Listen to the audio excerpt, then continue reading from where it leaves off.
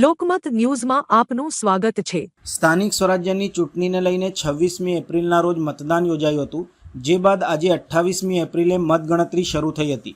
મતગણતરી શરૂ થતાં જ પરિણામો આવવાની શરૂઆત થતાં કંઈ ખુશી તો કંઈ ગમનો માહોલ જોવા મળ્યો હતો। જિલ્લા પંચાયત સયાજીપુરાની બેઠકથી ભારતીય જનતા પાર્ટીના ઉમેદવાર કમલેશભાઈ પટેલ ઉર્ફે બકાભાઈ 9696 મતોની ભવ્ય લીડથી વિજયી બન્યા છે। કમલેશભાઈ પ્રચાર દરમિયાન જ જણાવતા હતા કે આ બેઠક ઉપર ઐતિહાસિક જીત થશે અને આ બેઠક ઉપર જંગી બહુમતીથી તેમનો વિજય થતા સમર્થકો, શુભચિંતકો, કાર્યકરો, અગ્રણીઓ દ્વારા તેમને વિજયના અભિનંદન, શુભેચ્છાઓ આપી હતી।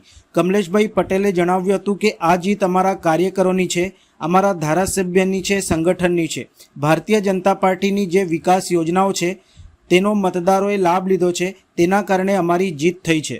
અમારી 11,000 વોટથી જીત થયેલી છે અને આ જીત અમારા કાર્યકર્તાઓની છે, અમારા ધારાસભ્યશ્રી છે, અમારું સંગઠન અને ભારતીય જનતા પાર્ટીના જે વિકાસની બધી યોજનાઓ છે એ બધા મતદાતાઓએ જે લાભ લીધેલો છે એ લાભના કારણે આ અમારી જીત થઈ છે અને આવીને આવી જીત અમારી થતી રહેશે એવી હું આશા રાખું છું।